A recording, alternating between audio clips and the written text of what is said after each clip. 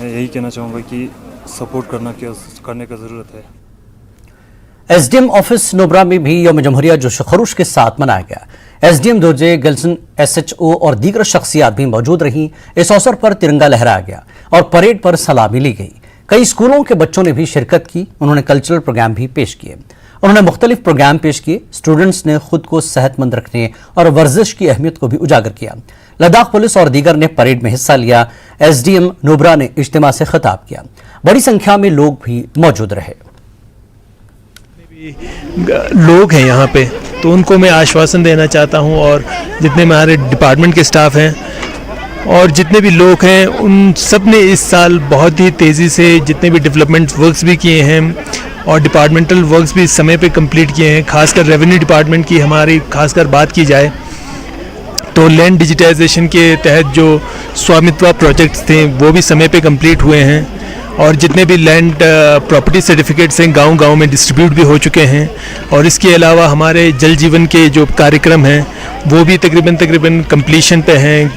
गांव-गांव में कनेक्शंस लग चुके हैं, और हमें उम्मीद है कि नेक्स्ट सीज़न में ये पूरे 100% फंक्शनल भी हो जाएंगे। और मुझे उम्मीद है कि आने वाले साल में हमारे जितने भी डेवलपमेंटल वर्क हैं वो और भी तेज़ी से चलेंगे पिछले साल के तुलना में। तो मैं आपको सबको एक बार फिर से गणतंत्र दिवस के अवसर पे बधाई देना चाहता हूँ। चारों तरफ पहाड़ों पे बर्फ गिरा हुआ है और इसने प्रोग्राम पे और 4 चांद लगा दिए हैं। और इसी के साथ साथ इतने ठंड होने के बावजूद भी बहुत सारे लोग आए थे और प्रोग्राम में साथ में सेलिब्रेट भी किए। और इसी के साथ साथ बने रहिए नुब्रा डिस्ट्रिक्ट से हसीना बानो के साथ, न्यूज़ 18 जम्मू कश्मीर लद्दाख। सर्दी की लहर और -21 डिग्री दर्जे हरारत और बर्फबारी के बावजूद द्रास और करगिल के दीगर मकामात पर यौम जमहूरिया मनाया गया। द्रास के हायर सेकेंडरी स्कूल में यौम जमहूरिया की तकरीबात का आयोजन किया गया। इंचार्ज एसडीएम असगर अली ने तिरंगा लहराया। इस अवसर पर तलबा ने मार्च पास्ट में हिस्सा लिया। स्टूडेंट्स ने सकाफती प्रोग्राम्स में भी हिस्सा लिया।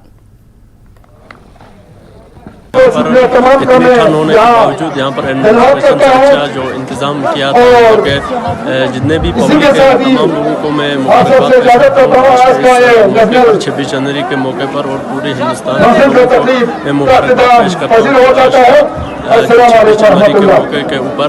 और द्रास की पूरी आवाम जो है यहाँ पर इस ठंडी ठंडी में यहाँ पर आकर इसका लुत्फ़अंदोज़ हुआ और तरीके से लोगों ने मनाया।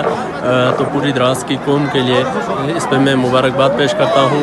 और जो यहाँ पर नन्हे मुन्ने बच्चे, छोटे बच्चे, बुज़ुर्ग हजरात यहाँ पर आए और नौजवान लोग भी यहाँ पर दिन को मनाने के लिए द्रास के इस ग्राउंड में इतनी तेज़ बर्फबारी के बावजूद भी लोग यहाँ पर जमा हुए। तो मैं उन तमाम लोगों का शुक्रिया अदा करता हूँ और उन तमाम लोगों को मुबारकबाद पेश करता हूँ जिन्होंने यहाँ पे पार्टिसिपेट किया।